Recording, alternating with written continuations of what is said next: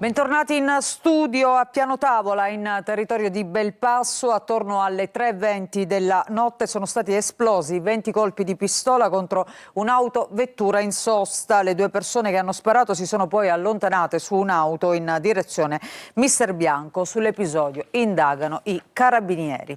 E noi ci fermiamo con questa notizia. Grazie per averci seguito. Dopo di noi barzellette, poi in prima serata una nuova puntata della telenovela Manuela. A tutti voi un buon proseguimento su Antenna Sicilia.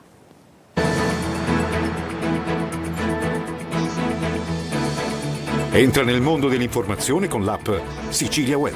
Resta sempre aggiornato con le news e le live in diretta.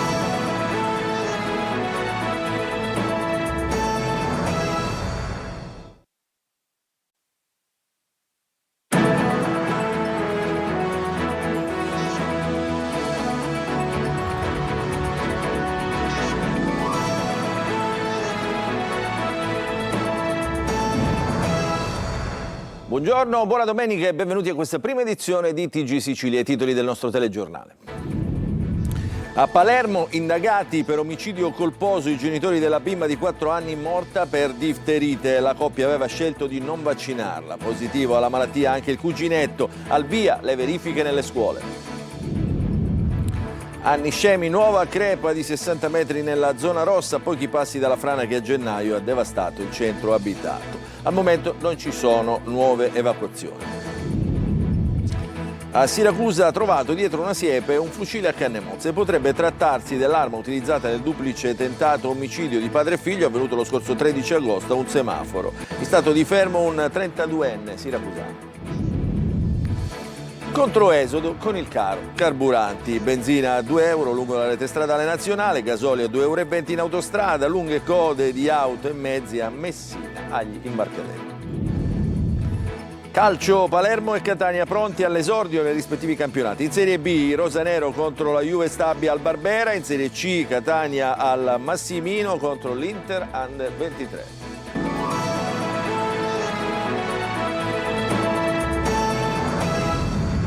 Ancora buongiorno, dunque apriamo con il caso di difterite a Palermo, indagati per omicidio colposo, per omissioni i genitori di Anna Rosa, la bimba di 4 anni morta qualche giorno fa. La coppia aveva scelto di non vaccinarla. Mercoledì ci sarà l'autopsia, positivo alla malattia anche il cuginetto. Il servizio di Orazio Longo. I giudici hanno sentito i medici e la pediatra che ha visitato la bambina nei giorni precedenti al primo ricovero. Quest'ultima ha riferito della difficoltà di immunizzare i piccoli del quartiere, tanto che nel provvedimento si legge che allo Zen vi è una credenza popolare secondo cui i bambini a seguito delle vaccinazioni diventano autistici. La Procura per i minorenni di Palermo ha così aperto un fascicolo per valutare la responsabilità dei genitori della bambina di 4 anni e mezzo morta giovedì scorso per difterite. L'ipotesi è che proprio la mancata vaccinazione, che da anni è obbligatoria, ne avrebbe determinato la morte. Da qui la contestazione di omicidio colposo per omissione. Gli inquirenti hanno anche disposto una verifica urgentissima sulle scuole materne ed elementari della zona nord di Palermo per accertare se a scuola sono presenti ragazzini non vaccinati. Intanto anche il cugino della bimba morta ricoverato all'ospedale dei bambini è risultato positivo alla difterite. Sta migliorando, dice il direttore sanitario dell'azienda ospedaliera Arnas Civico. Lo teniamo in osservazione e in isolamento ed è caccia al possibile paziente zero per capire da dove possa essere partito il contagio che ha portato alla morte della bambina. L'ASP ha avviato un'indagine epidemiologica per ricostruire passo dopo passo la rete dei contatti della piccola. Sono già stati effettuati tamponi su gran parte del nucleo familiare, mentre nei centri vaccinali è scattata la corsa alla prevenzione. A Pallavicino, nel territorio di riferimento del quartiere San Filippo Neri e dello Zen, l'afflusso è stato tale da rendere necessario il potenziamento della presenza dei medici. In via Giorgio Arcoleo invece le scorte del vaccino esavalente si sono rapidamente ridotte, tanto da rendere necessario il ricorso alle riserve. Per chi è stato eventualmente esposto sono previste diverse misure: controllo dello stato vaccinale, tamponi e, se necessario, chemioprofilassi con antibiotici. Ma sul rischio di un'epidemia gli esperti invitano alla cautela. Antonio Cascio, direttore dell'unità di malattie infettive del Policlinico di Palermo, parla di un mero focolaio epidemico e sottolinea il rischio di una diffusione minimo al momento. Adesso cambiamo argomento. Una nuova crepa lunga oltre 60 metri si è aperta a Niscemi, a pochi passi dalla frana che lo scorso inverno ha devastato il versante sud del centro abitato nisseno. Tecnici e protezione civile al lavoro per verificare se si tratta solo di un assestamento circoscritto. Il servizio di GR Italia. A Niscemi la terra torna a muoversi, una fessurazione lunga più di 60 metri è comparsa tra il 17 e il 18 agosto alle spalle del plesso San Giuseppe all'interno della zona rossa istituita dopo la grande frana dello scorso inverno. La spaccatura si trova a circa 10 metri dal coronamento del fronte e corre in direzione del centro abitato. Il sindaco, Massimiliano Conti, parla di un possibile arretramento del fronte, ma per capire cosa stia realmente accadendo serviranno gli accertamenti dei tecnici già impegnati nei sopralluoghi. L'area è interdetta e non risultano al momento nuove evacuazioni. Il fenomeno viene monitorato insieme alla protezione civile regionale e nazionale. A preoccupare è soprattutto la posizione della nuova lesione, proprio alle spalle di uno dei plessi scolastici rimasti chiusi dopo la frana di gennaio. Il precedente è ancora vivo. Il 25 gennaio scorso il versante meridionale di Niscemi cedette per chilometri, provocando crolli, danni a strade e infrastrutture e l'evacuazione di circa 1500 persone. Il terreno lungo il fronte arrivò ad abbassarsi di decine di metri. Ora quella ferita torna a dare segnali. I tecnici dovranno stabilire profondità e natura della fessurazione e soprattutto se sia collegata al movimento principale. Il sindaco intanto invita alla prudenza, ma ammette: la frana non va in ferie e nemmeno noi. E mentre sui social cresce la paura con cittadini che parlano di una nuova voragine, a Niscemi il monitoraggio continua, perché il dato più importante questa volta sarà capire non soltanto quanto è lunga la nuova crepa, ma se il fronte possa arretrare ancora. La Cassazione ha annullato la sentenza di appello con rinvio che aveva condannato a 8 anni e 8 mesi l'ex assessore regionale alla famiglia in Sicilia Paolo Colianni, medico psicoterapeuta imputato per violenza sessuale su una ragazzina di 14 anni, sua paziente. Colianni, papà dell'attuale assessore regionale all'energia Francesco Colianni, era stato arrestato ed era finito ai domiciliari nel gennaio del 2024. La famiglia aveva denunciato lo psicoterapeuta dopo che la ragazzina aveva raccontato il proprio disagio agli insegnanti della scuola che frequentava, e Colianni era stato condannato appunto in primo grado con rito abbreviato a 5 anni e 4 mesi di carcere e ha già versato 60.000 euro a titolo di acconto sul risarcimento danni. Adesso andiamo a Siracusa, dove la polizia ha trovato nascosto dietro una siepe all'interno di un appezzamento di terreno un fucile a canne mozze. L'arma potrebbe essere stata utilizzata nel duplice tentato omicidio avvenuto in via von Platen il 13 agosto scorso e nei giorni scorsi il fermo di un 32enne siracusano presunto responsabile dell'agguato su 2 persone, padre e figlio, a bordo di un Ape Calessino. In corso sono gli accertamenti tecnici per verificare se l'arma sia quella utilizzata per compiere l'agguato. E ancora nel siracusano una bomba inesplosa è stata trovata a Melilli davanti al bancomat Unicredit in via Iblea da parte della squadra mobile dei Vigili del Fuoco di Priolo. I pompieri hanno messo in sicurezza l'area mentre i carabinieri di Augusta hanno fatto evacuare in via precauzionale 4 nuclei familiari residenti nell'edificio. Gli artificieri hanno rimosso l'esplosivo mettendo in sicurezza l'area. Accanto al bancomat era presente anche del liquido infiammabile. E adesso parliamo del controesodo, perché c'è chi parte ancora ovviamente in questa seconda metà di agosto e c'è chi rientra invece dalle ferie, lunghe file ai caselli autostradali anche questo fine settimana, mentre i costi per la vacanza o per il rientro dalle vacanze lievitano a causa dei prezzi del carburante schizzati alle stelle. Il servizio di Orazio Longo. Lentamente si muove, avrebbe scritto forse Pablo Neruda, se avesse conosciuto le lunghe file al casello di San Gregorio a Catania ad ogni weekend di agosto come questo.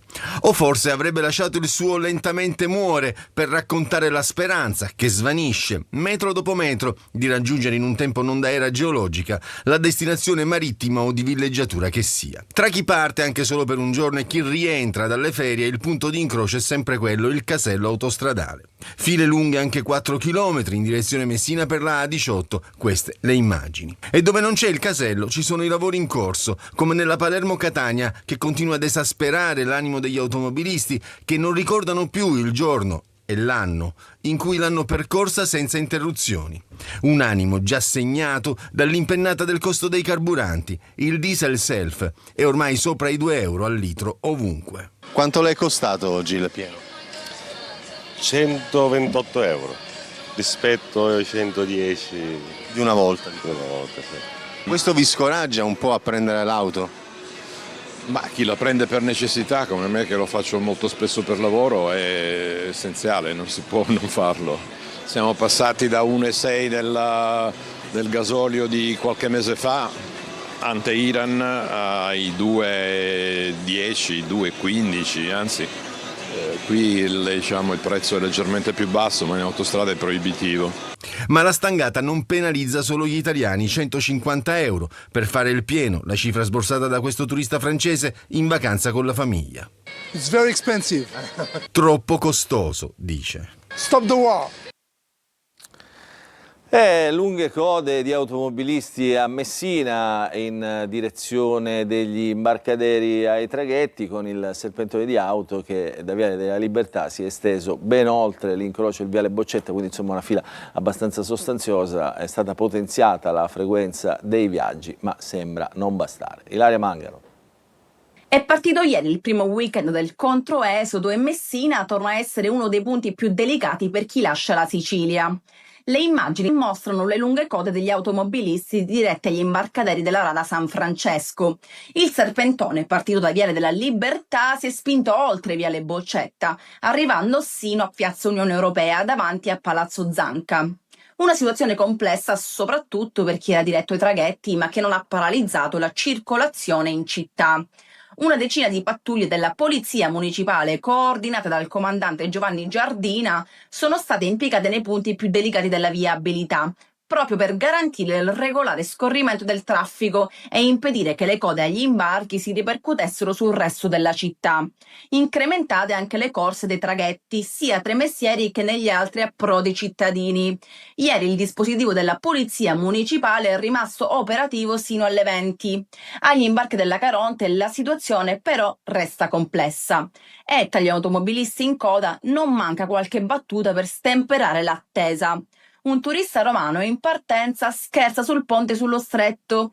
Tanto Salvini lo farà, ha detto. Una battuta che, tra le code del controesodo, riporta inevitabilmente al centro uno dei temi più discussi quando si parla dello stretto.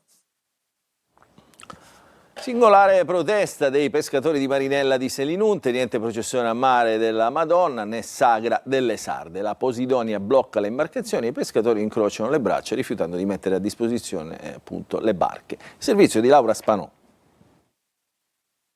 Niente processione a mare della Madonna a Marinella di Selinunte a Castelvetrano, che come tradizione avviene la terza domenica di agosto. Il porto intasato di Posidonia da mesi ha costretto infatti marinai esasperati per le continue promesse mancate a trasferire a Portopalo di Menfi le proprie imbarcazioni e ora, in segno di protesta, hanno deciso di non collaborare per la processione a mare del simulacro del Sacro Cuore di Maria, e stessa scelta è stata fatta dall'associazione Pammilo, che non organizzerà la rituale sagra delle sarde. È la protesta della comunità dei pescatori selinuntini, lasciata sola a combattere per un porto che rappresenta il cuore pulsante dell'economia e dell'identità locale.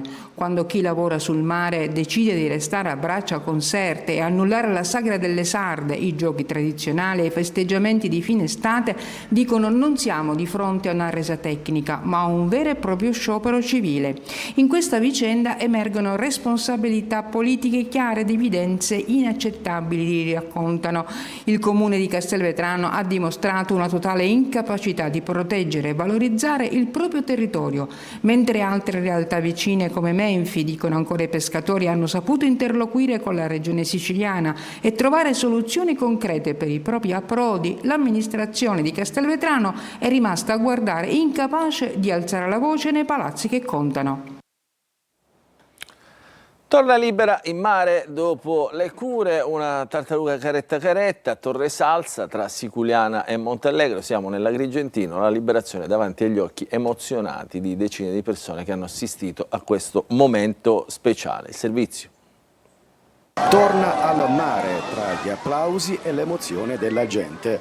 È il momento della libertà per una tartaruga caretta, curata e finalmente pronta a riprendere il largo. A Torre Salsa, nella riserva naturale orientata tra Siculiana e Montallegro, nell'Agrigentino, la spiaggia di Funciteggia si trasforma per qualche minuto in un luogo speciale. Decine di persone assistono alla liberazione. La tartaruga viene accompagnata sulla battigia e, dopo qualche istante, raggiunge il mare. Tutto questo lo facciamo nell'ambito del progetto Tartarughe che negli ultimi anni ha messo in moto un LIFE, che è il LIFE ADAPT, che lavora tendenzialmente su due specie particolarmente protette, che sono la caretta caretta e la foca monaca. Un gesto che racconta l'importanza della tutela e della salvaguardia di una specie simbolo del Mediterraneo.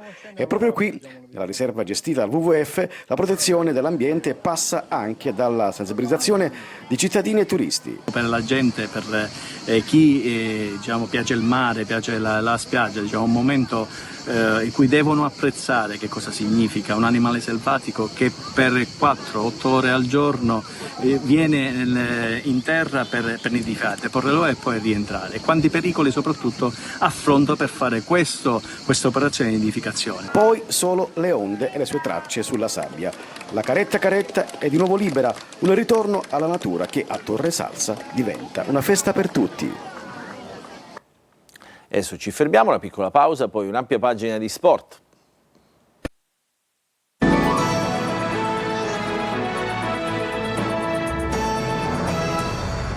Rientriamo in diretta nella seconda parte del nostro telegiornale, apriamo la pagina dello sport, del calcio, oggi esordio per le siciliane impegnate nei rispettivi campionati. In Serie B stasera il Palermo al Barbera affronterà la Juve Stabia. Il tecnico Inzaghi ha pochi dubbi di formazione, allora sentiamo le ultime da Marco Gurla.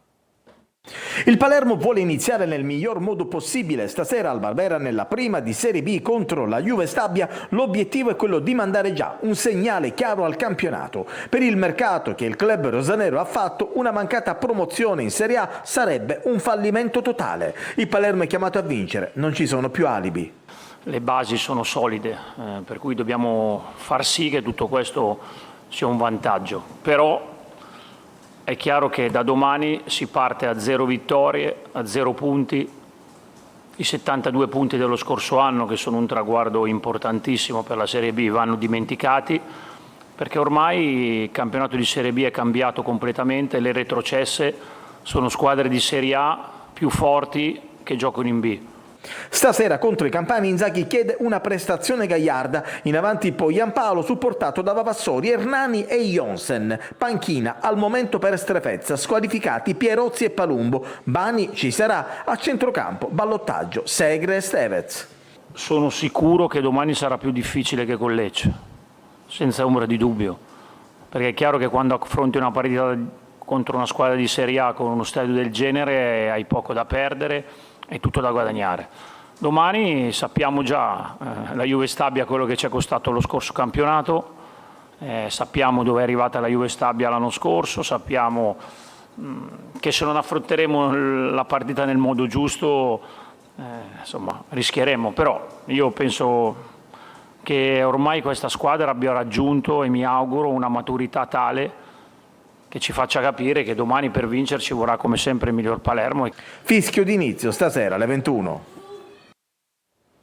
Primo appuntamento in campionato stasera, anzi oggi pomeriggio anche per il Catania, al Massimino contro l'Inter Under 23. La squadra di Longo punta subito a partire con una vittoria. In tribuna ci sarà anche l'ultimo acquisto, Massimo Coda. Sentiamo l'allenatore Emilio Longo in conferenza stampa del prepartita. Sergio Colosi.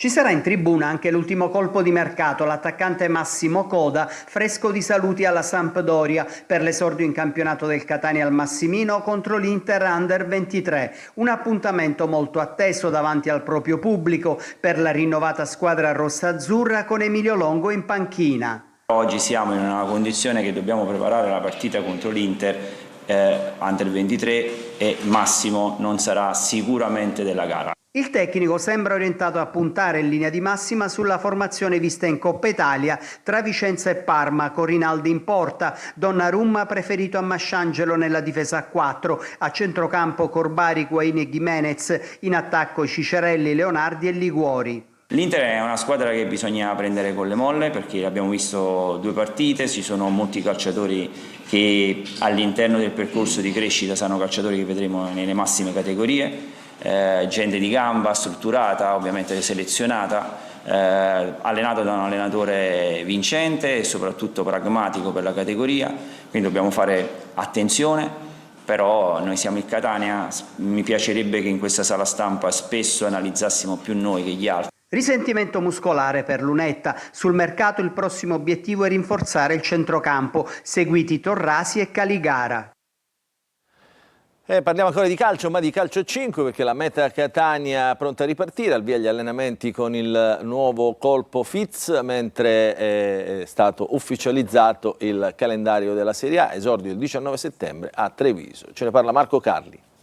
È cominciata la nuova stagione della Meta Catania. I rossazzurri sono tornati in campo per la preparazione, con fra gli altri un volto nuovo di assoluto prestigio. Rafael Nogueira da Silva per tutti Fitz, pivot brasiliano arrivato dal Barcellona e fra i colpi più importanti del mercato del futsal italiano. Ho scelto Meta Catania perché 2 o 3 anni fa già sto guardando e mirando la squadra, lo club, la città, tengo già un desidero di conoscere. Rinforzo di grande livello per una squadra reduce da una stagione comunque straordinaria con la conquista della Coppa Italia e della Coppa della Divisione e con lo scudetto sulle maglie per gli scorsi 2 anni andato invece alla L84 Torino.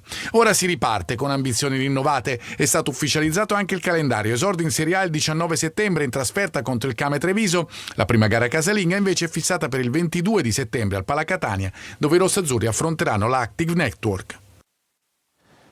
E allora in bocca al lupo a tutte le siciliane, questa era l'ultima notizia per quanto riguarda questa edizione del nostro TG. Vi ricordo che l'informazione su Antenna Sicilia ritornerà più tardi alle 13:30. A seguire invece la rassegna stampa curata oggi dal collega Orazio Longo. Grazie per averci seguito, buon proseguimento di domenica a tutti.